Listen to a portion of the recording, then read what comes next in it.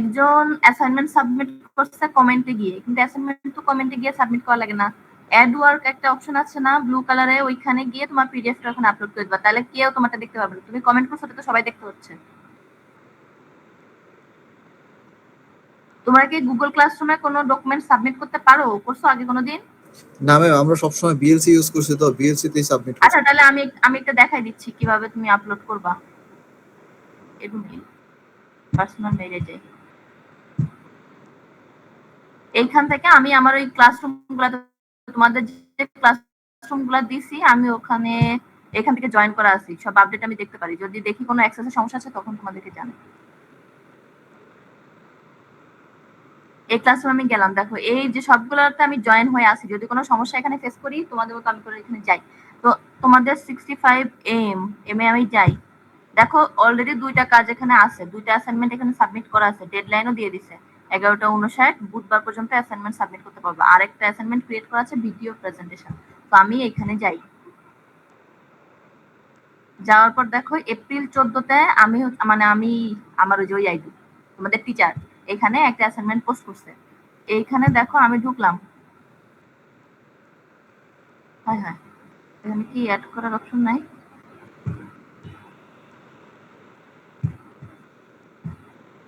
হ্যাঁ এই যে আছে তো, এই যে দেখো অ্যাড অর ক্রিয়েট, তুমি এখানে যদি যাও অ্যাড দাও, দেখো এটা আমি ক্রিয়েট করে রাখছি আর তোমার অপশন হলো এইটা, তোমাকে আমি অ্যাসাইন করে রাখছি। তুমি এখানে যাবা, গিয়ে তোমার ইয়ে থেকে একটা ফাইল দিবা।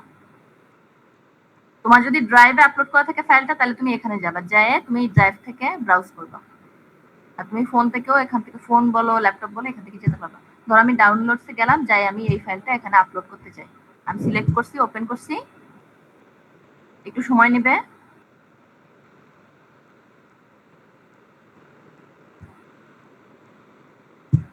তোমাদের কি নেটওয়ার্কের কোনো সমস্যা নেই যেখানে তোমরা থাকো? এই যে এখন ম্যাম কারেন্টের সমস্যা, নেটওয়ার্কের সমস্যা নাই, কারেন্ট থাকেই না বলতে গেলে। আচ্ছা, প্রথম কথা হলো আমাদের এখানেও কারেন্ট থাকে না, আমাদের 1 ঘন্টা থাকে 1 ঘন্টা থাকে না। ম্যাম যে ক্লাস করতে বসছি কতক্ষণ থাকবে জানি না। দুপুরে কারেন্ট দিছিল 3:49 48 দিকে, তারপর আসছে হলো 5:15 দিকে, মানে যখনই যাই 1.5 ঘন্টা থাকে। 5:15 এসে আবার মাগরিবের আজানের আগ দিয়েই মনে হয় চলে গেছে 6:10 দিকে। আবার এই যে একটু পরে আসছে, আবার যাওয়ার সময় হয়ে গেছে। ম্যাম আমার এখানে গেলে 3 ঘন্টা, একদম 2.5 ঘন্টা 3 ঘন্টা। এদের একটা নিয়ম আছে, এরা যায় গেলে 1.5 ঘন্টা থাকে, তারপরে এসে 1 ঘন্টা থাকে, আবার যায় আবার 1.5 ঘন্টা পরে এসে 1 ঘন্টা থাকে, এরকম করে 24 ঘন্টায় চলতে থাকে। আর আগে একটা সমস্যা ছিল না যে কারেন্ট চলে গেলে মোবাইল ডাটা ইউজ করা যেত, এখন একটা সমস্যা আছে কারেন্ট চলে গেলে মোবাইল ডাটাটাও স্লো হয়ে যায়। কাজ করে কিন্তু অনেক স্লো কাজ করে, ভালো মতো কাজ করে। ম্যাম আর টেলিটক সিমে তো চলেই না, কারেন্ট না থাকলে কলও যায় না অনেক সময়। আমি টেলিটক তো এমনিতেই নেটওয়ার্কের সমস্যা, সরকারি জিনিসের তো সমস্যা থাকবে। জিপি রবি আমি দুটাতেই সমস্যা ফেস করি। এখন দেখো আমার কিন্তু কাজ শেষ হয়নি, আমি কেবলমাত্র ডকুমেন্ট এখানে আপলোড করছি, টিচার দেখতে পারবে না। এখন আমাকে এখানে অ্যাড অর ক্রিয়েটে আবার যাইতে হবে না, যেহেতু আমি একটা ফাইলে আপলোড করবো। যদি তুমি আরেকটা আপলোড করতে চাও সেক্ষেত্রে আবার এখানে গিয়ে অ্যাড করবা। এখন এখানে দেখো একটা ওয়ার্ড লেখা আছে টার্ন ইন, তুমি টার্ন ইনে চাপ করবা, আবার এখানে টার্ন ইন দিবা, টার্নিং ইন হচ্ছে, এইটা হয়ে গেছে। যখন তুমি দেখবা এই দেখো টার্ন ইন, মানে আমি ওই ডিউ ডেটের মধ্যে টার্ন করে ফেলছি, তো এখানে লেট দেখাচ্ছে না। যদি তুমি লেট করতে এখানে লেট দেখাতো।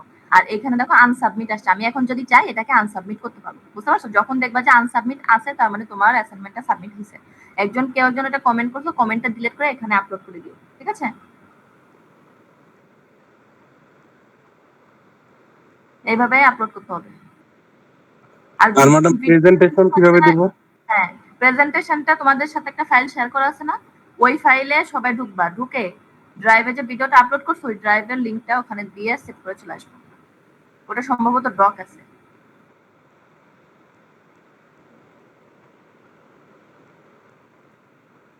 অথবা কারো যদি খুব বেশি সমস্যা হয়, সে যদি আপডেট করতে না পারে তাহলে কমেন্ট করে দিও, যদি কেউ না পারে তাহলে কমেন্ট করে দিও। তাহলে এখন পড়াশোনা শুরু করি। আবার মনে হয় একজন এসেছে। এটা কি এক্সেলে আপলোড করতে বলছেন প্রেজেন্টেশনটা নাকি একটা কলামে শুধু তোমার ড্রাইভের লিংকটা থাকবে, আমি ওই লিংকে ঢুকে ভিডিও দেখতে পারবো। আচ্ছা ওকে, তাহলে আমরা শুরু করি। এখানে দেখি কতগুলা ফাইল দিছিল। হ্যাঁ এটা। এখন এইখানে প্রথমে কনফিউশন ম্যাট্রিক্স, কনফিউশন ম্যাট্রিক্সের ম্যাথটা আমাদের লাগবে। ম্যাথটা আমরা রবিবার শিখবো, সবাই কষ্ট করে ক্যালকুলেটরটা নিয়ে আসবা। মানে ম্যাথটা আমি জটিল কিছু শেখাবো না, জটিল পর্যায়ে লাগবে না, জাস্ট ইন্ট্রো, খুবই ইন্ট্রো একটা জিনিস লাগবে, আর ওইখান থেকে একটু ছোট্ট থিওরি লাগবে, সেটা আমি ওই দিন করে দিব। ইন্ট্রো না পারলে তুমি ওই থিওরিটা আনসার করতে পারবে না। তো ইন্ট্রো লেভেলের একটা ছোট্ট ম্যাথ করাবো, তার সাথে ওই থিওরি একটা কোশ্চেন, ওটা মনে হয় 3 বা 4 মার্কসে থাকতে পারে, তো ওই কোশ্চেনটা আমরা সলভ করবো। কনফিউশন ম্যাট্রিক্সে দেখি ম্যাম ডকুমেন্টে আসলে কি দিয়েছিলেন, আমি কয়েকটা স্লাইড দেখছি, বাকিগুলো দেখেন।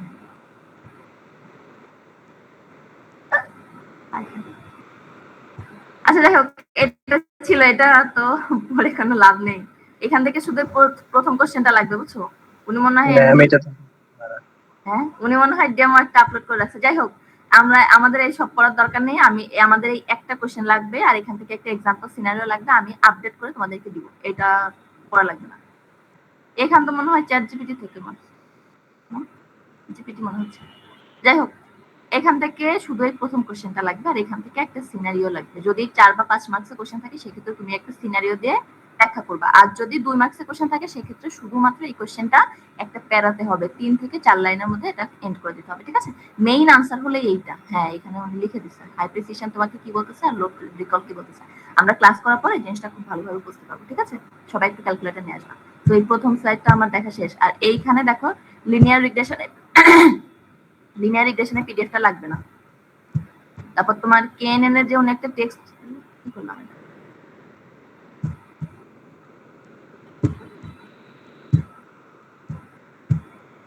দেখো কে মিন্স ক্লাস্টারিং এর একটা টেক্সট ফাইল আছে, এটাও আমাদের লাগবে না। উনি পড়াতে চাইছিলেন, বাট আমরা রিকোয়েস্ট করছি যে এখন নতুন ম্যাথ করানো সম্ভব না, তারপর উনি ওটা বাদ দিয়ে দিয়েছেন। তারপর কেএনএন যেটা কেএনএন এর টেক্সটের মধ্যে উনি 2টা লিংক দিয়ে রাখছে, গুগলে কোথা থেকে পড়বা। আমাদের লিংক লাগবে না, আমরা এই থিওরি যে পিডিএফটা আছে ওখান থেকে জাস্ট কয়েকটা লাইন লাগবে, সবকিছু লাগবে না। উনি কোড টোড দিয়ে কি ব্যাপার কাজ করে না কেন?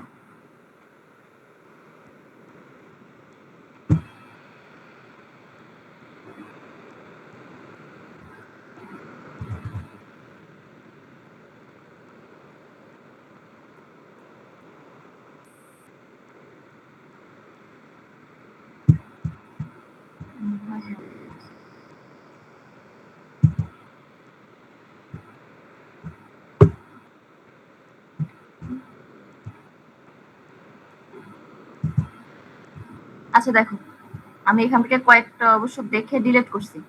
এখান থেকে এই 2টা কোশ্চেন আমার আপলোড করা ছিল, উনি বলছে এই 2টা কোশ্চেন প্র্যাকটিস করতে বইলো। দেখি এই 2টা কোশ্চেন তোমরা দেখে যা ভালো লাগে প্র্যাকটিস করো। এখন দেখো কেএনএন এর একটা স্লাইড আছে,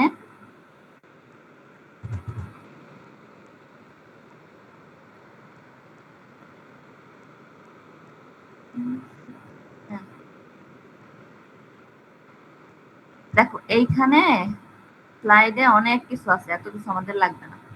এখানে উনি হচ্ছে পাইথন ইমপ্লিমেন্টেশন দিয়েছেন, আমাদের পাইথন ইমপ্লিমেন্টেশন লাগবে না, ম্যাথ লাগবে। কিন্তু ম্যাথটা আমি দেখছি খুবই খুবই ছোট। দেখো এই কথাবার্তাগুলো অল্প একটু লাগবে, বেসিক কথাবার্তা আমরা অলরেডি জানি, সেই কথাবার্তাগুলাই এখানে কিন্তু বলছে যে কে নিয়ারেস্ট নেবার, নন প্যারামেট্রিক রিলেটিভ। আচ্ছা, এখন আসে অ্যালগরিদমের স্টেপ। আশা করি অ্যালগরিদম স্টেপ লাগবে না, ঠিক আছে? অ্যালগরিদম স্টেপ যদি তুমি দেখো আসছে, তাহলে তুমি তো ম্যাথ পারো, ওই ম্যাথটাই বাংলা একটু লিখে দিবা। বাট এটা কষ্ট করে ব্রেন নষ্ট করার দরকার নেই, এটা কষ্ট করে পড়ার দরকার নেই, ঠিক আছে? তারপরে এই যে এখানে সূত্র টুত্র দিছে, আমরা এই সূত্র দিয়ে ম্যাথ করছি। আচ্ছা, তুমি কেন কেএনএনটা চুজ করছো ওইটাই এখানে বলে দিচ্ছি, বুঝছো? স্মল কেএনএন যদি দাও তাহলে কেমন হবে, আর লার্জ কে দিলে কেমন হবে, এটা মনে হয় যে আমরা পরীক্ষায় কম পাওয়া বেশি পাওয়া নিয়ে এটা ডিসকাস করছিলাম এক্সাম্পল দিয়ে। তারপরে এখানে প্রস কনস এটা তো লাগবে, সিম্পল কথাবার্তা, খুব বেশি জটিল কিছু নাই। এখন আসো পাইথন ইমপ্লিমেন্টেশন, এটা আমাদের কোনোভাবেই দরকার নেই, লাগবে না। এখন এখানে সামারি এটাও তোমরা। এখন আসো ম্যাথ। ম্যাথ এখানে খুবই ছোট্ট একটা ম্যাথ দিছে, খুবই ছোট্ট একটা ম্যাথ দিছে। এত ছোট ম্যাথ, মনে হয় ডাটা 5-6টা লাগবে। তোমরা এটা প্র্যাকটিস করতে পারো, আমি তো তোমাদেরকে একটা অ্যাসাইনমেন্ট দিয়েছি, ওইটা হাতে লিখে করবা। হাতে লিখে করলে তোমার পরীক্ষার জন্য প্র্যাকটিস হবে। আর যদি হাতে লেখা অ্যাসাইনমেন্ট আমার দরকার হয়, আমি সিয়ারকে জানাবো, আমাকে কালেক্ট করে দিয়ে দিবে, ঠিক আছে? আপাতত হাতে লেখা অ্যাসাইনমেন্ট আমি নিব না, তোমরা সফট কপিটা আপলোড করবা। আর হাতে লেখাটা যদি লাগে তাহলে আমি সিয়ারকে বলবো, আমাকে দিয়ে দিবে, ঠিক আছে? এখন তোমরা নরমাল খাতাও করতে পারো, A4ও করতে পারো। আমাকে যদি বলা হয় হাতে লেখাটা কালেক্ট করতে তাহলে আমি করবো, আর পার্সোনালি আমি করবো না। এখন দেখো কেএনএন এর ছোট্ট একটা ম্যাথ দিছে, আশা করি তোমরা এটা সবাই পারবা। এখন দেখো এইখানে একটা জিনিস, এইখানে আমরা যেদিন ম্যাথ করছিলাম ওখানে ক্লাস ছিল কি A B C, আমি তো এটা হচ্ছে তোমার কোঅর্ডিনেট আকারে দিয়ে দিছিলাম, 1,2,a দিছিলাম, আবার দিছিলাম 2,3,b, যে কোন পয়েন্টের আন্ডারে করতেছে, আবার এই পয়েন্টের নামটাম দিছিলাম না। এগুলা নিয়ে কষ্ট পাওয়ার কিছু নেই। এখানে দেখো টোটাল পয়েন্ট আছে কয়টা, 1 2 3 4টা পয়েন্ট আছে। তোমাকে বলে দিছি চুজ k = 3, তার মানে ওই যে ইউক্লিডিয়ান ডিসটেন্স বের করার পর লাস্টে গিয়ে তুমি যে কম্পেয়ার করবা বা মেজরিটি ভোটিং করবা, সেই সময় কয়টা পয়েন্ট নিবা, ঠিক আছে? তোমাকে কিন্তু k এর ভ্যালু 3 বলে দিছি। যদি k এর ভ্যালু বলে না দিত, k এর ভ্যালু 3 বলে দিছে মানে তোমাকে ওইখানে কি করতে হবে, সবচেয়ে ছোট পয়েন্টটা নিতে হবে, তার চেয়ে বড় যেটা আছে সেটা নিতে হবে, তার চেয়ে একটু বড় যেটা আছে সেটা নিতে হবে। ওই তিনটার মধ্যে থেকে মেজরিটি পয়েন্ট যে ভোটিংটা আছে ওটা করবা। এখন যদি তোমাকে k এর ভ্যালু এখানে 3 বলে না দেয়, সেক্ষেত্রে তুমি কি করবে? আমরা তো সূত্র শিখছিলাম মনে হয়, k = √n। এখানে n এর ভ্যালু কত, 1 2 3 4, n এর ভ্যালু এখানে 4, k = কত হবে, √4। √4 করলে মনে হয় 2 হয়, ঠিক আছে? তখন 2টা নিতে হবে। তো এইরকম থাকবে না পরীক্ষার, মনে হয় 3টা পয়েন্টের জন্য, ক্লোজেস্ট 3টা পয়েন্টের জন্য বা 5টা পয়েন্টের জন্য বলতে পারে, খুব বেশি ডাটার জন্য বলবে না। তবে পরীক্ষায় একটা জিনিস তোমাকে কনফিউশনে ফেলবে, সেটা হলো আমি এই যে অ্যাসাইনমেন্ট যেটা দিছি, আচ্ছা অ্যাসাইনমেন্ট যেটা দিছি ওখানে আমি যাব না। ক্লাসরুম কোথায়?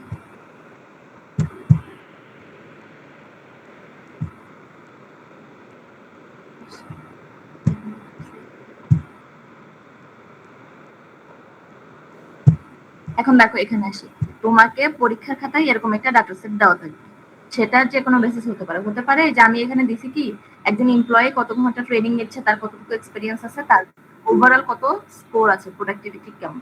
এখন এরকম ডাটা সেটও থাকতে পারে, আবার দেখা যাচ্ছে স্টুডেন্টের বেসিসে ডাটা সেটও থাকতে পারে, যে হ্যাঁ স্টুডেন্টের স্টাডি আওয়ার কত, তার সিজিপিএ কত, বা তার ক্লাসের পারফরমেন্স ওভারঅল কত, এরকম কিছু দিয়ে কয়েকটা কলাম দিয়ে দিতে পারে। এখন আবার কিছু যারা এমপ্লয়ি আছে, এমপ্লয়ীদের স্যালারি বা তার চাকরির তোমার টাইপ, এগুলা দিয়ে হাবিজাবি কিছু দিতে পারে। এখন তোমাকে যে কোশ্চেনটা কনফিউশনে ফেলবে সেটা হলো, তোমাকে কোশ্চেনে বলে দিবে না যে তুমি এই কলাম এই কলাম এই কলামটা নিয়ে কেএনএন অ্যাপ্লাই করো, তোমাকে এটা বলে দিবে না। তোমাকে বলবে যে এইখান থেকে সুইটেবল 2টা বা 3টা অ্যাট্রিবিউট নিয়ে, 2টা অ্যাট্রিবিউট, কেএনএন এ তো আমরা 2টা স্থানাঙ্ক দিয়ে শিখছি, তোমাকে বলবে কি সুইটেবল 2টা অ্যাট্রিবিউট চুজ করো, তারপর নিয়ারেস্ট 3টা ক্লোজেস্ট পয়েন্ট নিয়ে কেএনএন অ্যাপ্লাই করো, তোমাকে এটা বলবে। অ্যাপ্লাই করার পরে ইফেক্ট কি, ইফেক্ট বলতে তোমাকে কি বোঝাতে চাইছে, ও আসলে কোন ক্লাস বা কোন লেভেলের ক্যাটাগরিতে পড়ছে সেটা কথা বলছে। আচ্ছা, আর 2টা অ্যাট্রিবিউট, সুইটেবল 2টা অ্যাট্রিবিউট মানে তোমার নিজেকে চুজ করতে বলছে, ওরা তোমাকে চুজ করে দেয়নি। সেক্ষেত্রে দেখো তো আমাদের এই যে পিডিএফটা আমরা খুঁজছি, এখানে দেখো তো এক্স এর ভ্যালু কিন্তু 1 হয়েছে, 2 হয়েছে, এগুলা ইন্টিজার ভ্যালু, এইগুলা ডাবলও হতে পারবে। 1.0 আমরা ক্লাসে যখন করছিলাম 1.2 2.7 3.5 এই ধরনের ডাটাও হতে পারবে। কিন্তু তুমি দেখো তো এই যে পয়েন্ট যে এ বি সি ডি নামে একটা ঘর আছে, তুমি কি এই ঘরটা নিয়ে কেএনএন চালাইতে পারবা না। তুমি সবসময় মনে রাখবে এমন। হ্যাঁ বলো। আমার একটা ফ্রেন্ড জয়েন হতে পারতেছে না।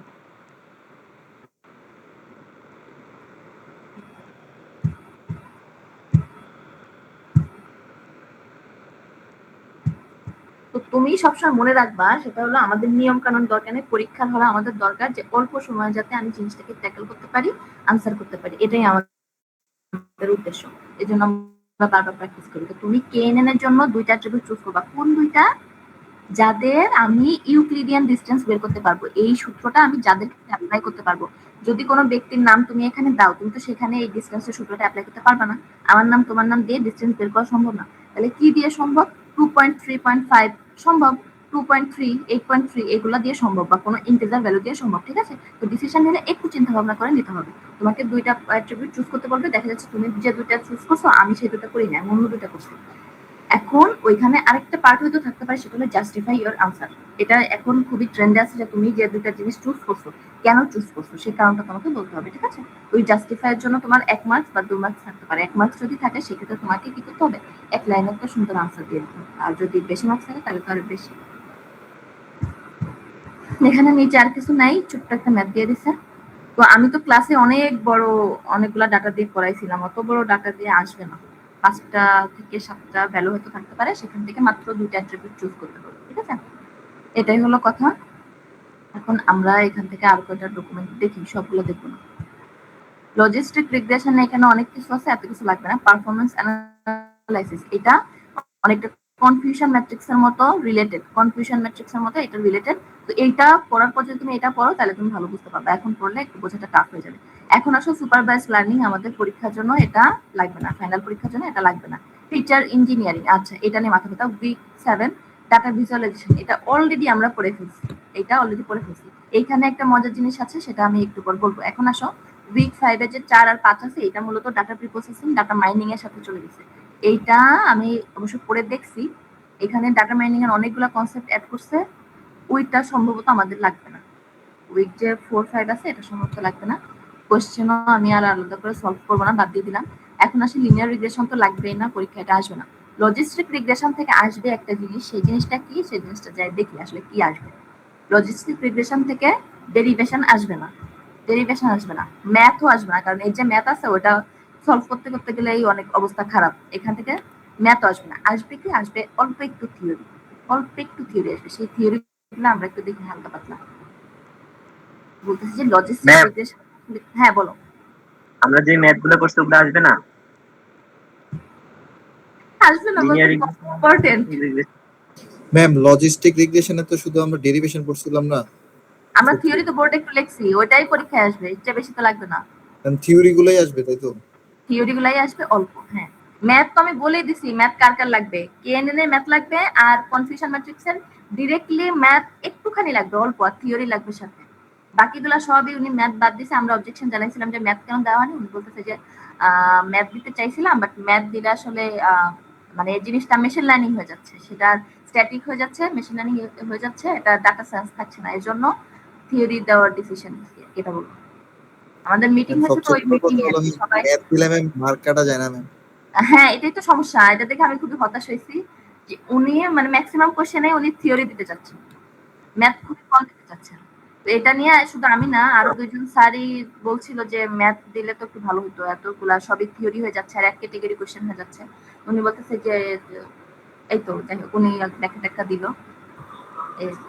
আচ্ছা তাহলে ম্যাম আমাদের ওই ম্যাথ পার্ট হচ্ছে কেএনএন আর কনফিউশন ম্যাট্রিক্স থেকে এইটুকুই আর কি ম্যাথ পার্ট। জি এই দুইটা তোমার ম্যাথ করতেই হবে, অ্যাভয়েড করার সুযোগ নেই। আর ওই যে লিনিয়ার যে সিম্পল লিনিয়ার মাল্টিপল লিনিয়ার যে এটা পড়ছিলাম এটা আর পড়া লাগবে না? এগুলা লাগবে না, আশা করি লাগবে না। উনি যদি পরে আবার ডিসিশন চেঞ্জ করে সেটা ওনার ব্যাপার, বাট লাস্ট মিটিং অনুযায়ী লাগবে না। আচ্ছা ঠিক আছে। আর ডাটা মাইনিং এর ওই 4-5 ওইটা কি পড়বো নাকি ওইটা মানে? ওইটা আমি যতদূর পড়লাম, যদি তোমার ভালো লাগে বেশি মানে একদম তুমি 40-এ 40 কোনো রিস্ক নিতে না চাও তাহলে তুমি পড়তে পারো, কিন্তু না পড়লে হবে আশা করা যায়। অতটা ইম্পর্টেন্ট দেখছি না, ফাইলটা আমি দেখছি।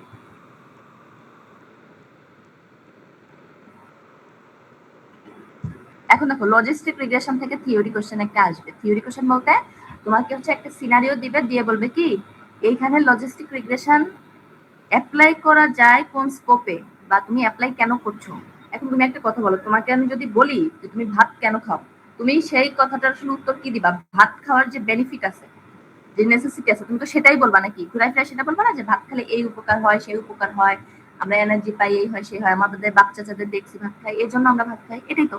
তো এই নেসেসিটি, এই থিওরি কোশ্চেন না, মানে থিওরি জিনিসগুলো তোমার লাগবে।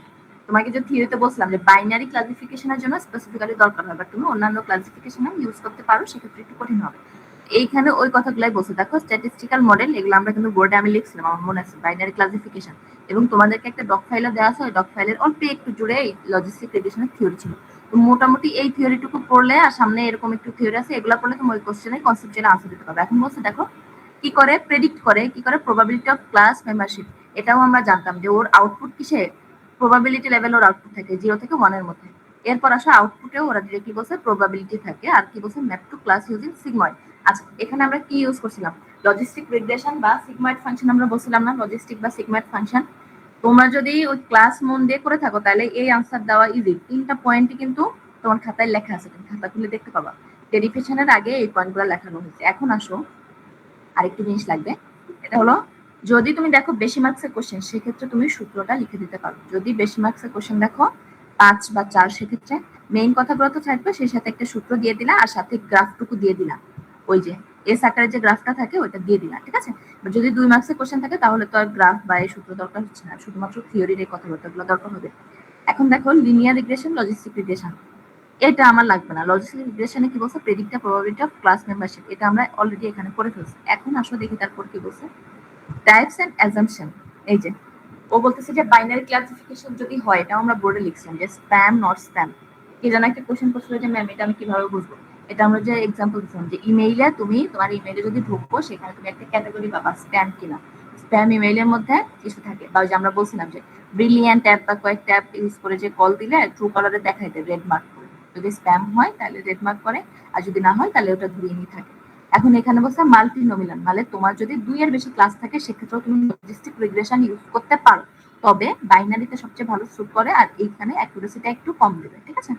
এখন বলছে অর্ডিনাল, অর্ডার ক্যাটেগরিক্যাল আউটকাম। আচ্ছা এটা আসলে কি বোঝালো, আমি যখন জিজ্ঞেস করছি তোমার জেন্ডার কি, তুমি বলছো মেল, আমাকে জিজ্ঞেস করা হলো আমি বলছি ফিমেল, তোমার কথা আমার কথা একদম কাটছাট, এখানে কোনো রেঞ্জ নাই, মনে করেন নাই, আমরা ধরে নিই এ ধরনের কিছু নাই। কিন্তু যদি তোমার কাছে জিজ্ঞেস করা হয় যে হ্যাঁ তোমার, তুমি যখন হচ্ছে পরীক্ষায় এখানে যখন ভর্তি হয়েছে জানি দাও কিনা জানি না, আমাদের ভর্তি হতে গেলে তখন একটা ইনফরমেশন দিতে হতো যে বাবার পেশা কি, ফ্যামিলি আর্নিং কি, বাবার আর্নিং না ফ্যামিলি আর্নিং কেমন বার্ষিক। ওইখানে তো আমরা অ্যাপ্রক্সিমেট একটা ভ্যালু দিতাম যে হ্যাঁ 50,000 থেকে 60,000 বা 1 লাখ থেকে 2 লাখ, 1 লাখ থেকে 1,10,000 বা 20,000।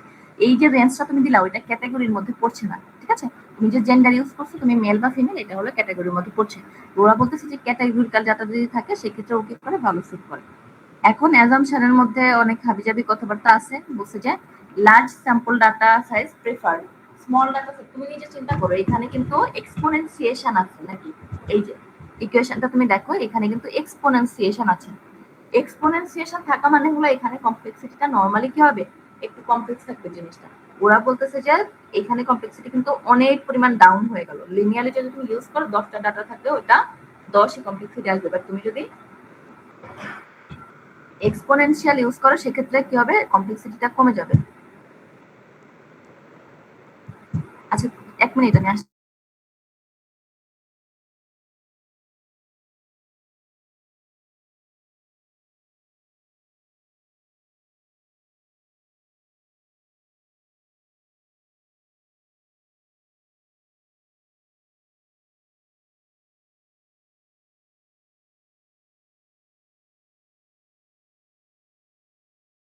এখানে কিন্তু কমপ্লেক্সিটি হিউজ পরিমাণ ডাউন হয়েছে, কমে গেছে।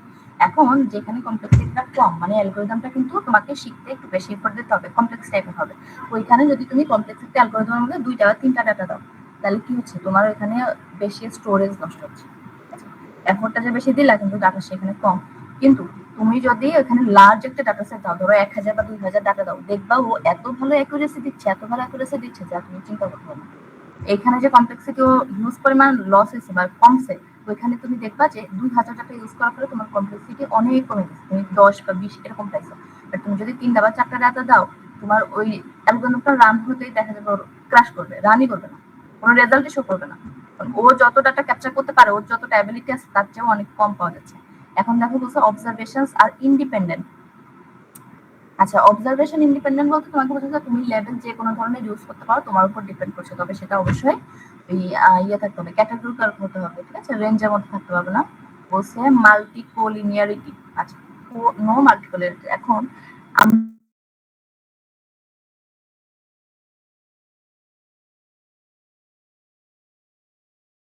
আমরা কি বলছিলাম, তোমার লজিস্টিক রিকোয়েস্ট করে, ঠিক আছে, এখানে কোনো লিনিয়ারিটির জায়গা নেই। এখন বলতেছে যে logic is linear in prediction. নাকি প্রেডিক্ট করার ক্ষেত্রে লিনিয়ার, কিভাবে প্রেডিক্ট করার ক্ষেত্রে লিনিয়ার, 0 1 0 1 বাইনারি, হয় তোমার আনসার 0 হবে ইয়েস, না হলে নো হবে। এইখানে ইয়েস নো এর মাঝামাঝি কোনো রেজাল্ট আসতে পারবে না, এটার কথা বলছে। আমরা যেহেতু লজিস্টিক থেকে লজিক ফাংশন বের করা শিখছিলাম, ওটার কথা বলছে। বাইনারি ডিপেন্ডেন্ট ভেরিয়েবল, এটা নিয়ে কিছু বলা নেই। এখন আসলে ম্যাথমেটিক্যাল, ম্যাথ আমাদের লাগবে না, ম্যাথটা বাদ, মানে ম্যাথগুলো করে দেখেছে, ম্যাথগুলো বাদ, কোডও লাগবে না। এখন আসো মডেল ইভ্যালুয়েশন। মডেল ইভ্যালুয়েশন কিভাবে হয়, তুমি যে কুইজ দাও তোমার ইভ্যালুয়েশনটা আসলে কিভাবে হয়, তোমার মার্কিং এর মাধ্যমে ইভ্যালুয়েশন হয়। তোমাকে যদি তোমার বাসায় যে রেজাল্ট পাঠানো হবে, ওখানে কিন্তু তোমার খাতার মনে হয় ছবি সহ পাঠানো হবে না, তোমাকে শুধু তোমার রেজাল্টটাই পাঠানো হবে। সিজিপিএটা পাঠানো হবে, কোন কোন কোর্সে কোন গ্রেড পাইছে এটা পাঠানো হবে, বাট তুমি যে পরীক্ষার খাতায় কি লিখছো এটা তো ছবি তুলে পাঠানো হবে না। তো এটা বলতেছি যে মডেল ইভ্যালুয়েশনের জন্য তুমি আসলে কোন পন্থা অবলম্বন করো এবং কি কি প্যারামিটার ইউজ করো, অ্যাকুরেসি, প্রিসিশন, রিকল এবং স্কোর।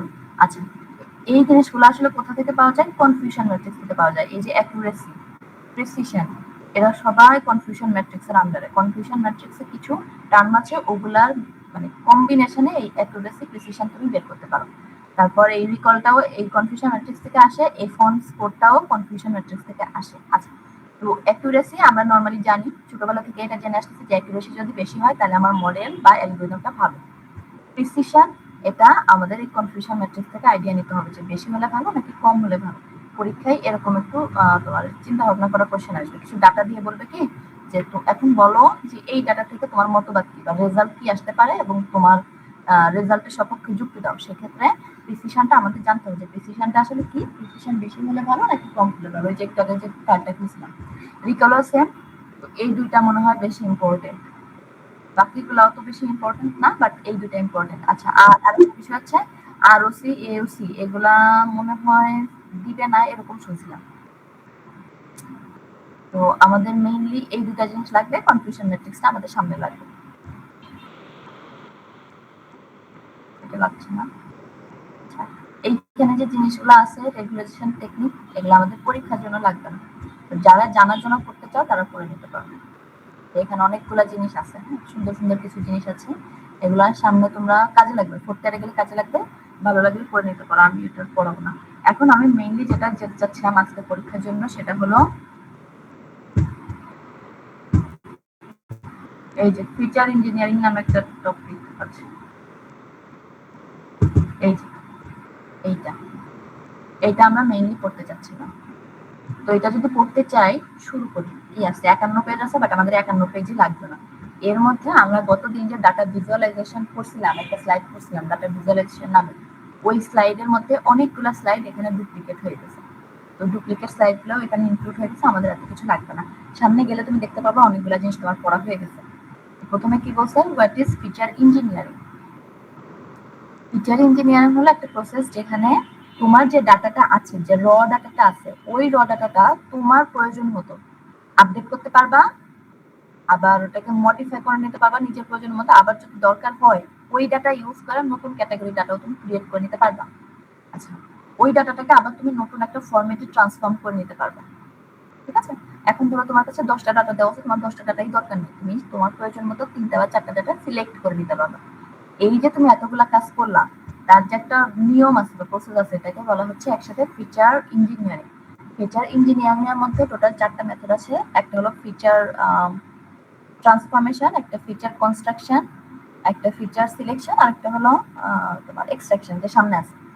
এখন দেখো, র ডাটা থেকে কি হবে, process of creating, transforming or selecting meaningful features from র ডাটা। এখান থেকে রিলেটেড কোশ্চেন আসতে পারে, সেটা আমরা আগের দিনে বলছিলাম, আজকে বলছিলাম। এই স্লাইডটা আমরা ভালোভাবে পড়বো। তো এখন বলছে যে আমরা যে নতুন ডাটা ক্রিয়েট করলাম বা ডাটা ট্রান্সফর্ম করলাম, আমরা মাল্টিপল লিনিয়ার রিগ্রেশন যেটা শিখছিলাম ক্লাসে, ওইখানে কি ছিল, আমাদের কিছু ডাটা টেবিল আকারে দেওয়া ছিল, সেটাকে আমরা আবার কি করছিলাম, ম্যাট্রিক্স আকারে ফর্ম করছিলাম। সেই ম্যাট্রিক্সটা আবার কি করছিলাম, ইকুয়েশন আকারে লাস্ট লাইনে আনসার করছিলাম নাকি। ইকুয়েশন যখন লাস্ট লাইনে আনসার করলাম ওটা 1 ডাইমেনশনাল ছিল, আর আমরা যখন টেবিল থেকে ম্যাট্রিক্স বানাইছিলাম ওটা কিন্তু মাল্টি ডাইমেনশনাল ছিল। কখনো ওটা 4x4 আসছে, কখনো 5x5 আসছে, এটা টেবিলের উপর ডিপেন্ড করছে। তো এই যে 5x5 থেকে তুমি ডাইমেনশনটা রিডিউস করলা, করে করে 1 ডাইমেনশনে নিয়ে আসলা, এটাই হলো তোমার ফিচার ইঞ্জিনিয়ারিং।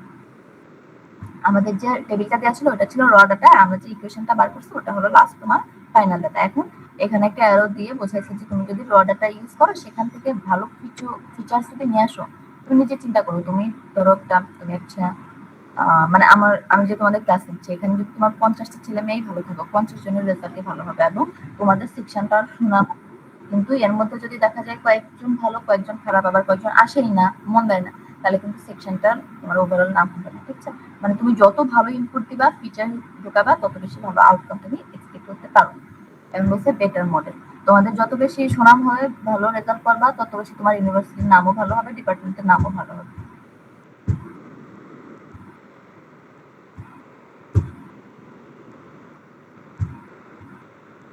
এখন দেখো রডাটা পর্যায়ে, এখন আসো ইম্পর্টেন্স, আমরা কেন ফিচার ইঞ্জিনিয়ারিংটা করবো। এটা মনে হয় আমরা আগে দেখছিলাম যে আমার যে মডেল ইকিউডিসি আছে সেটা ইউজ করবো। আচ্ছা, বেশি ডাটা দেওয়া আছে, আমার এতগুলো লাগবে না, কি করবো, কমপ্লেক্সিটি কমানোর জন্য বা আমার কম্পিউটেশন টাইম হাই করার জন্য আমরা কি করবো, ডাটা কিছু কমায় রাখবো, যেগুলো ইউজেবল দরকার সেগুলো নিয়ে কাজ করবো। এখন বলছে কি বলছে, লার্ন প্যাটার্নস বেটার। মানে তোমার ধরো এই যে এই সবগুলা স্লাইড যদি তোমাকে বলি যে তুমি কুইজের জন্য সবগুলা স্লাইড পড়ো, আর আরেকটা অপশন যদি এমন হয় অন্য সেকশনে যদি আমি বলি যে সবগুলা স্লাইড করতে হবে না, 2টা বা 3টা স্লাইড করে তুমি পরীক্ষা দাও, তাহলে কার কুইজ ভালো হবে? আশা করা যায় ওদের কুইজই ভালো হবে, কারণ কি ওদের ইনপুট হিসেবে অল্প ডাটা ছিল, তার জন্য ওই অল্প ডাটা ও কি করতে পারছে, লার্ন করতে পারছে ভালোভাবে, ওর মডেল বা খাতার কুইজের মার্কস ইভ্যালুয়েশনটা ভালো আসবে।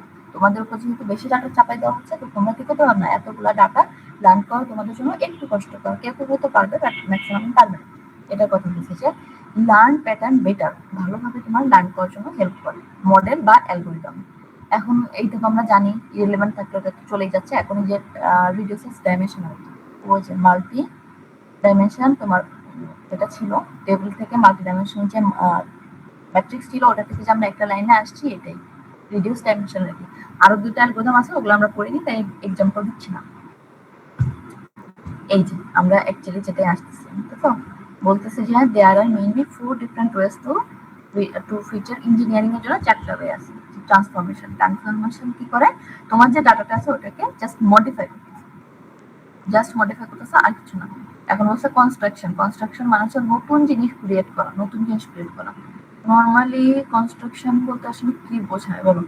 তোমার কনস্ট্রাকশন আর মডিফিকেশন দুইটাই আসলে একই রকম ভাবে বলা যাচ্ছে, কারণ তুমি যখন পানি গরম করো তার মধ্যে চিনি দাও, চা পাতা দাও, দিয়ে কফি বানাও, তাহলে তোমার খাবারগুলা কিন্তু এখানে মডিফাই হচ্ছে। খাবার যে চিনি তুমি এমনিও খেতে পারতা পানি দিয়ে গোলায়, বা পানিটাও এমনি পান করতে পারতা, কিন্তু ওই পানি, চিনি আর চা দিয়ে তুমি কি করতেছো, খাবার আইটেমটাকে মডিফাই করছো। আবার একই সাথে তুমি যদি চিন্তা করো যে আমি ক্রিয়েশনের জন্য একটা এক্সাম্পল দিব যে হ্যাঁ আমার একটা নতুন ফুড আইটেম ক্রিয়েট হচ্ছে, সেক্ষেত্রে এটা কিন্তু ক্রিয়েশন। এখন একটা বিষয় হচ্ছে এই যে 4টা টার্ম, এরা 4টা টার্মই কোরিলেটেড, একটাও আরেকটা থেকে বিচ্ছিন্ন না। এখন বলতেছে সিলেকশন, এই যে বললাম ধরো তোমার ঘরে চা আছে, কফি আছে, তো তুমি কি করতে হবে, যে কোনো একটাকে তোমার সিলেক্ট করতে হবে, ওইটার কথা বলছি, ইম্পর্টেন্ট ফিচারটাকে সিলেক্ট করা। আর আচ্ছা এক্সট্রাকশন, আমরা সেদিন এক্সাম্পল দিয়েছিলাম যে ওই যে ফায়ার এক্সিট বা ইমার্জেন্সি এক্সিট টেকনিক আছে, আরো কয়েকটা জিনিস তোমাদের ক্যাম্পাসে কিন্তু আছে, আটকানো থাকে, ওখানে হচ্ছে রেস্ট্রিক্টেড, ওই জোনগুলোতে আমাদের যে ইন্টারেস্ট থাকে ওটার কথা বলছে এক্সট্রাকশন করা। এক্সট্রাকশনটা হলো যে কথায় এক্সপ্লোর করা, ওই যে মানুষ ঘুরতে গিয়ে তোমার ক্যাপশনে দেয় যে এক্সপ্লোর করছে, ওইটার কথা বলছে। এই স্লাইডটা হলো ডাটা ভিজুয়ালাইজেশনের মধ্যে হুবহু এই স্লাইডটা আছে, এটা আমাদের পড়ার প্রশ্ন। আসো ফিচার ট্রান্সফরমেশনের মধ্যে এই যে এই জিনিসগুলো একটু তোমার মনে রাখতে হবে, সেটা কি ফিচার ট্রান্সফরমেশনে আসলে হয় কি, এক্সাম্পল দিয়ে দিচ্ছি।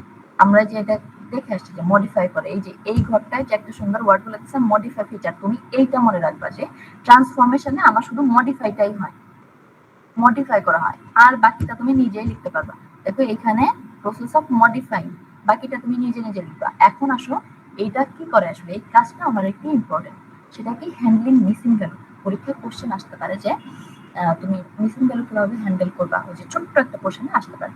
এখন মিসিং ভ্যালু জিনিসটা কি, আমরা এই যে টেবিল দিয়ে রাখছিলাম, টেবিলটা কি আছে, হ্যাঁ এই যে ধরো এই যে এখানে যে একটা টেবিল আছে, এখানে এক্স এর সবগুলা ভ্যালু দেওয়া আছে, ওয়াই এর সবগুলা ভ্যালু দেওয়া আছে। এখন তুমি চিন্তা করো এইখানে যদি আমি 2 এর পরিবর্তে 0 দিতাম, 2 এর পরিবর্তে যদি 0 দিতাম, সেক্ষেত্রে আমার ভ্যালুটা কিন্তু চেঞ্জেস আসতো ভ্যালুতে।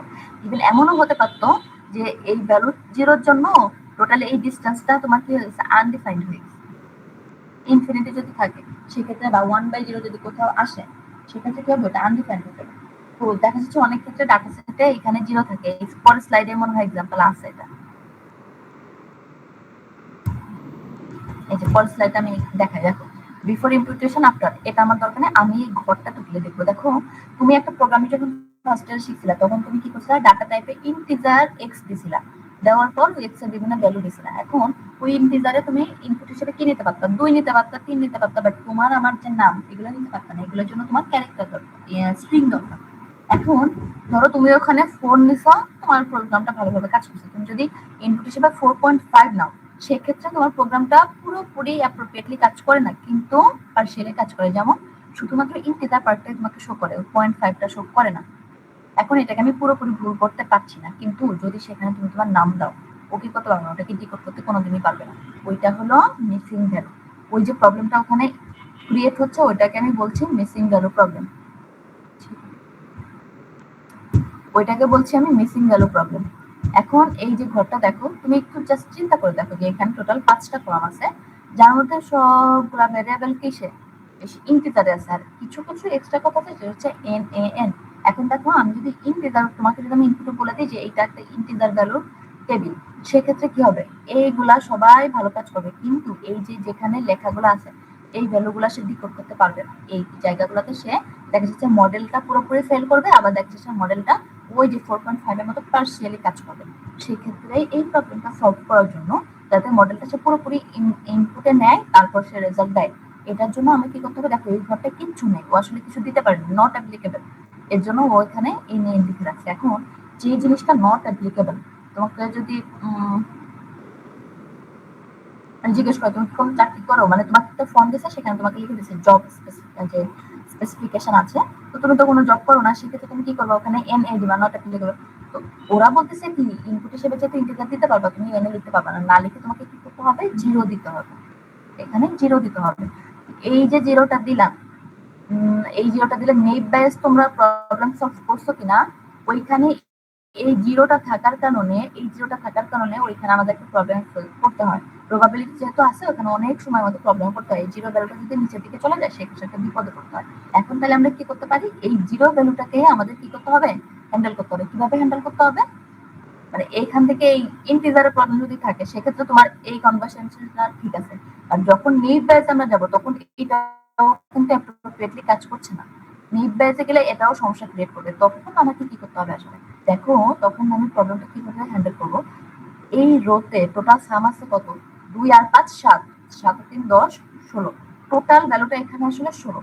এখন আমাকে এই কলামটা এমন ভাবে চেঞ্জ করতে হবে যাতে টোটাল ভ্যালুটা 16ই থাকে, আগের মতো 16 থাকে। তাহলে তুমি চিন্তা করো, এইখানে কলাম 4 এ যদি আমি 6 এর পরিবর্তে 5 নিই, আর এখানে যেহেতু 1 ডিক্রিমেন্ট হলো, এখানে 1 ইনক্রিমেন্ট করতে হবে 6, আর এখানে যদি আমি 1 করি, এখানে যদি আমি 6 করি আর এখানে 1 করি, সেক্ষেত্রে দেখো তো টোটাল সামটা কিন্তু আমার সেম থাকে। ওইটাকে আমি কি বলতেছি, সেকেন্ড অপশনে যে মিসিং ভ্যালুটা আছে ওইটা বলতেছি, ঠিক আছে। মিসিং ভ্যালুটা আমি ওইভাবে হ্যান্ডেল করতে পারছি, এটা আমার প্রবলেমের উপর ডিপেন্ড করছে। ম্যাথমেটিক্যালি জায়গাতে নরমালি জিরো রাখা হয় না, ওরা জিরোটাকে কি করে এক ঘরে কমায় আরেক ঘরে বাড়ায় দেয়। এখন নিচের ঘরটা আসো, এখানে টোটাল হলো 9 9 18 25 আছে, এখানে 25টা আমার কি করতে হবে, এই ঘরে ধরো আমি এখানে 8 করলাম, আর যদি করি 8 না করে আমি কিন্তু এখানে 7ও করতে পারি, 7 করে এখানে 2 দিব, কোনো সমস্যা নেই। কিন্তু এখানে হচ্ছে তোমার মিনিমাম 1 দিতেই হবে, জিরোটাকে চেঞ্জ করে মিনিমাম 1 আনতে হবে, এটাই হলো মিসিং হ্যান্ডলিং ভ্যালু, ঠিক আছে।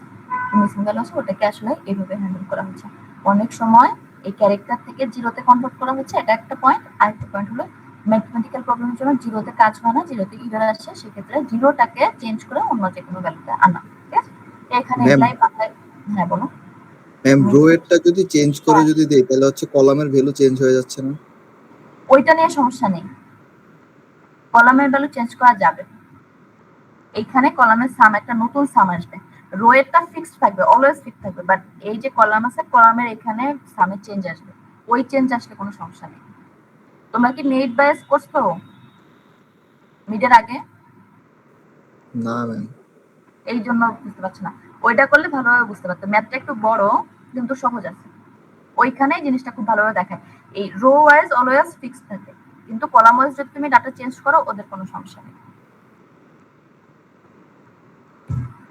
এখন দেখো আরেকটা অপশনে কি বলছে, ডিলিট করে দিচ্ছে। তুমি একদম প্লাস মাইনাস না করে পুরোপুরি কলামটাই ডিলিট করে দিলা। ধরো এই যে এন এ আছে, তোমাকে বলছে কি যে তোমার নিউমেরিক ভ্যালু ইনপুট দিতে হবে বা ইন্টিজার ভ্যালু দিতে হবে, সেক্ষেত্রে দেখো এখানে সবগুলো কিন্তু ক্যারেক্টার বা স্ট্রিং। সেক্ষেত্রে তুমি কি করলা যে আমি কমাবো বাড়াবো না, কনভার্টও করবো না, আমি কি করবো পুরোপুরি এটাকে ডিলিট করবো। আবার যদি তুমি চাইতে এটাকে কিন্তু কনভার্ট করে দিতে পারো, সব তোমার হাতে। কনভার্ট করে দিলে কিন্তু আর এই ডিলিশনের মধ্যে পড়তো না, এই ইম্পুটেশনের মধ্যে পড়তো, ঠিক আছে, এই প্রথম অপশনের মধ্যে পড়তো। আর তুমি যদি ডিলিট করে দিতে চাও সেক্ষেত্রে পুরো কলামটাকে তোমার ডিলিট করতে হবে, এমন ভাবে ডিলিট করতে হবে যাতে মডেলটা কি হয়, ইফেক্ট না থাকে, রেজাল্টে যাতে কোনো চেঞ্জ না আসে। এখন এইখানে যে কথাবার্তাগুলো আছে, অনেকগুলা লেভেলিং আছে এখানে। এই যে অন হট ইনকোডিং, এটা পরীক্ষার জন্য খুবই ইম্পর্টেন্ট, আগের দিন মনে হয় বলছিলাম। এগুলো আমাদের পড়া হয়েছিল, ওই স্লাইডেও এগুলো লেখা ছিল, ডামি ফাংশন ইউজ করে। তো এইখানে আরো কিছু আছে, এক্সাম্পল লাগবে না, এক্সাম্পল তোমরা জাস্ট বোঝার জন্য দেখতে পারো, বাট পরীক্ষা এক্সাম্পল আশা করি আসবে না। এখন আসো অর্ডিনাল এনকোডিং, তারপর লেভেল এনকোডিং, এখানে অনেকগুলো জিনিস আছে, এই সবগুলা লাগবে না। আমরা আগের ক্লাসে যে দুইটা এনকোডিং এর কথা দেখছিলাম, ওই দুইটা এনকোডিং মনে হয় পরীক্ষার জন্য এনাফ। দুইটা না কয়টা যেন ওই স্লাইডে ছিল, ওইগুলো এনাফ। এখান থেকে যে নতুন এনকোডিং গুলো আছে এগুলো দেখা লাগবে না। এখন দেখো হ্যান্ডলিং আউটলায়ার্স। আউটলায়ার্স জিনিসটা কি? এটা হলো ম্যাক্সিমাম মিনিমাম ভ্যালুর বাইরেও একটা এক্সট্রা যে বাউন্ডারি থাকে ওটাকে বলা হচ্ছে আউটলায়ার্স। আউটলায়ার্সটা কিভাবে বলবো? এই যে আমরা অনেকেই দেখা যায় সেলাই মেশিনে কাজ জানি, অনেকেই জানি। তো এখানে ধরো তোমার জামার মাপ তুমি দিছো কি 10, বা তোমার প্যান্টের মাপ দিছো তুমি 10।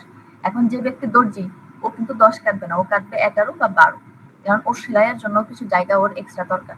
তো এই যে তুমি 10 দিছো, এই 0 থেকে 10 হলো এই ম্যাক্সিমাম মিনিমামের মধ্যে থাকছে।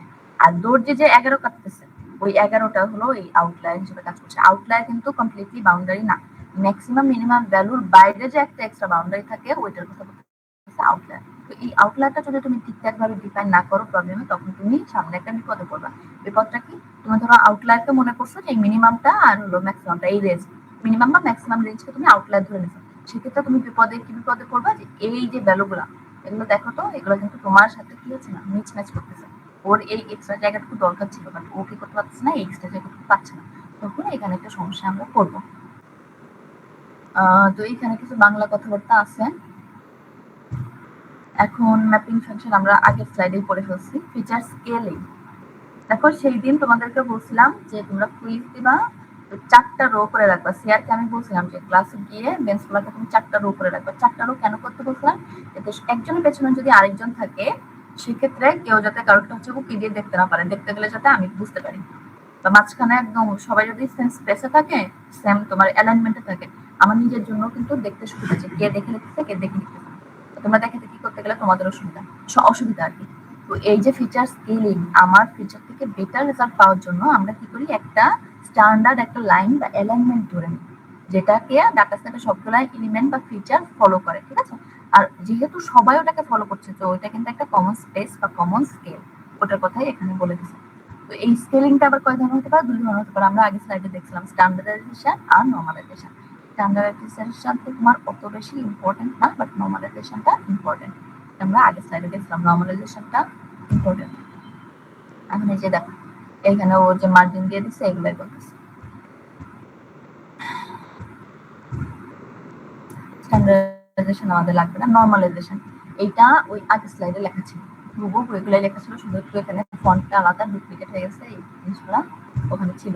দেখো তোমরা দেখলে দেখতে পাচ্ছ কোনো ডিফারেন্স নাই, এগুলাই ওই স্লাইডে ছিল। তো এটা তো আর ডাবল করার দরকার নেই, এখান থেকে খুব অল্প জিনিসই লাগবে। আর এখান থেকে কি কি পড়তে হবে সেগুলো তো মনে হয় বলছিলাম। আমি যে 3 নাম্বার কুইজের খাতা কিভাবে দেখবো, থিওরিটিক্যাল বুঝতেছি না, কষ্ট হবে। এখন বলছো কুইজ প্রসিডিউর ইজ অ্যাপ্রোপ্রিয়েট, এগুলো আমার হয় ওখানে লেখা ছিল কিনা? হ্যাঁ লেখা ছিল, একটা স্লাইড এক্সট্রা ছিল, এখানে ইনফরমেটিভ তেমন কিছু নাই। এখন দেখো কি বলছে, ফিচার কনস্ট্রাকশন, ওই যে আমি সবগুলো উপাদান দিয়ে নতুন একটা খাবারের যে আইটেম বানানোর ওটার কথা বলছে। দেখো কি হতে পারে, এই যে ওর আগে যেটা ছিল এক্সিস্টিং যে ফিচার ছিল সেটার সাথে নতুন একটা ফিচার সে কি করছে, নিজের জ্ঞানের উপর ভিত্তি করে মেক করছে। সেটা হলো এজ। আমরা ধরে নিই কি 18 বছরে মানুষ অ্যাডাল্ট নাকি? তো আমরা যেহেতু জানি যে 18 বছরে অ্যাডাল্ট, তো এই ডাটা থেকে আমি একটা নতুন ডাটা কি করছি, কলাম অ্যাড করে ফেলছি রেজাল্ট হিসেবে। 23 বছরকে ও বলছে যে হ্যাঁ অ্যাডাল্ট, 17 হলে নো, বা 26কে বলছে ইয়েস। বুঝতে পারছি? নতুন একটা ঘর কি হচ্ছে, কনস্ট্রাকশন হচ্ছে, কিন্তু সেটা কিসের উপর বেস করে, আগে যে ডাটা আমার ছিল সেটার উপর বেস করে নতুন একটা ফিচার কনস্ট্রাক্ট হচ্ছে। যদি এই ডাটাটা না থাকে তুমি এখানে নতুন কোনো ফিচার কনস্ট্রাক্ট করতে পারবে না। এক্সিস্টিং যে ফিচার আছে সেটার উপর বেস করে তোমাকে আরেকটা ফিচার এখানে অ্যাড করতে হবে। এই সেটার কথা বলছে যে কনস্ট্রাকশন। এই যে এখানে সুন্দর করে বলেছে এক্সিস্টিং। তুমি যখন ডেফিনেশন বা ইম্পর্টেন্সটা লিখবা, তোমার অ্যান্সারের জাস্টিফিকেশন লিখবা, তখন কিন্তু এই ইম্পর্টেন্ট গুলা, এই ওয়ার্ডগুলো খুবই ইম্পর্টেন্ট। যে এক্সিস্টিং ফিচার, কেউ যদি এক্সিস্টিং ফিচার লেখে তাহলে আমি বুঝবো যে হ্যাঁ সেই জিনিসটা অ্যাকচুয়ালি জানে। বাট কেউ যদি বলে যে না আচ্ছা তোমার নিউ ফিচার ক্রিয়েট করা, তাহলে আমি কিভাবে বলবো সে আসলে একদম সম্পূর্ণ নতুন ফিচার বানাবে নাকি আগের ডাটা থেকে বানাবে? এখন দেখো এখানে আরেকটা সুন্দর ওয়ার্ড আছে, সেটা কি ডোমেইন নলেজ। ডোমেইন নলেজ, আমি এই যে ছোটবেলা থেকে পড়াশোনা করছি, এই জন্য আমি জানি যে 18 বছর হলে অ্যাডাল্ট বলা হয়, 18-র নিচে অ্যাডাল্ট বলা হয় না। এই জিনিসটা যদি আমি না জানি তাহলে এই ক্যাটাগরিটা কিন্তু আমি করতে পারবো না। যেহেতু তুমি জানো, তোমার যে জানা নলেজ, এটাকে বলা হচ্ছে ডোমেইন নলেজ বা স্পেসিফিক নলেজ, এটার উপর বেস করে তুমি রেজাল্টটা করতে পারছো। তো এইখানে এই এক্সিস্টিং ফিচার আবার ডোমেইন নলেজ এই ওয়ার্ডগুলো কিন্তু খুবই ইম্পর্টেন্ট। এখন এইগুলো তো আমাদের লাগছে না, এখন হচ্ছে পারপাস, তুমি আসলে কি কাজে ইউজ করতে পারো। যার হিডেন রিলেশনশিপ, এখানে ও শুধু এইজ দিয়ে দিছিল, আসলে ও কি কারণে এইজ দিছিল সেটা আমি জানি না। আমি কি করলাম যে হ্যাঁ ও কি অ্যাডাল্ট কিনা, ও যদি অ্যাডাল্ট হয় তাহলে আমি কি করতে পারবো, পরিবারের পারমিশন ছাড়া ওকে আমি ট্যুরে নিয়ে যেতে পারবো, বাট যদি অ্যাডাল্ট না হয় সেক্ষেত্রে কি হবে, পরিবারের একটা কনসেন্ট লাগবে। এটা কথা বলছি যে আমার কোনো হিডেন রিলেশনশিপ বা কোনো প্রেডিক্টিভ যে পাওয়ার আছে বা কোনো একটা নিউ ফিচার যদি আমি আবার ইয়ে করতে চাই, এক্সপ্লোর করতে চাই, সেক্ষেত্রে কি হবে, আমার এই যে ইয়েস নো যে একটা ডিসিশন, এই ডিসিশন মেকিংটা লাগবে। এখানে কিছু বাংলা কথাবার্তা বলে দিচ্ছে, দেখো এখানে কি বলছে, দেয়ার আর নিউ, অনেকগুলো তোমার নিউমারাস ওয়েস আছে। এখন বলছে যে টিপিক্যাল টেকনিক, যেটা নর্মালি অনেক দিন ধরে ইউজ হয়ে আসতেছে বা যেগুলো ইউজ করে তুমি ভালো রেজাল্ট পাইতে পারো, ইউজ করতে পারো, সেগুলো তোমাকে এখানে জাস্ট উল্লেখ করে দিচ্ছে। সবগুলো এখানে হাজার হাজার জিনিস আছে, ওগুলো আমাদের লাগছে না, শুধুমাত্র ইম্পর্টেন্ট গুলো দিচ্ছে যে রিপারপোজিং এক্সিস্টিং ফিচার, মানে তোমার যে ফিচারটা আছে সেটা অবশ্যই নেসেসারি হতে হবে। শুধুমাত্র একটা ফিচার তুমি বসে রাখলা, তার কোনো আসলে প্রয়োজন নেই, এটা থেকে তোমার যদি তুমি ফিচার কনস্ট্রাক্ট আবার করো, সেটা শুধুমাত্র অহেতুক সময় নষ্ট ছাড়া আর কিছু হবে না। এটা কথা বলছি যে তুমি কম্বাইন করতে পারো, অল্টার করতে পারো, বা নতুন ফিচার ওই নলেজের উপর বেস করে তৈরি করতে পারো। এখন বলছি ইউজিং ডোমেইন এক্সপার্টিস, আমি নলেজটা জানি যে 18 বছরের উপরে এটা, নিচে এটা, যদি আমি এটা নাই জানতাম, যদি ধরো কেউ জানে না, সে এসে আমার মানে ধরো কেউ একজন জানে না, সে এসে ইয়েস নো র্যান্ডমলি বসে দিচ্ছে, তাহলে তো ওইটার নতুন ফিচার হলো না। সে ক্রিয়েট করছে কিন্তু এটা কোনো মিনিংফুল ফিচার হয়নি, এর জন্য আমি ওটাকে নতুন ফিচার বলতে পারছি না। এখন দেখো কি বলছি, ইউজিং ফিচার সিলেকশন অ্যালগোরিদম, মানে তুমি হচ্ছে একদম না জেনে শুনে হ্যাঁ না বলতে পারবে না, আমি তো জানি তাই নর্মালি বলে দিলাম, কিন্তু অ্যাকচুয়ালি নিয়ম হলো অ্যালগোরিদমের বেসিসে এটাকে সলভ করা, অ্যালগরিদম দিয়ে নতুন ফিচারটা দিয়ে দেওয়া হয়েছে। এখন ফিচার এক্সট্রাকশন আমরা ডাটা মাইনিং এও করে ফেলছিলাম যে কিছু স্পেসিফিক অ্যালগরিদম ইউজ করে ফিচার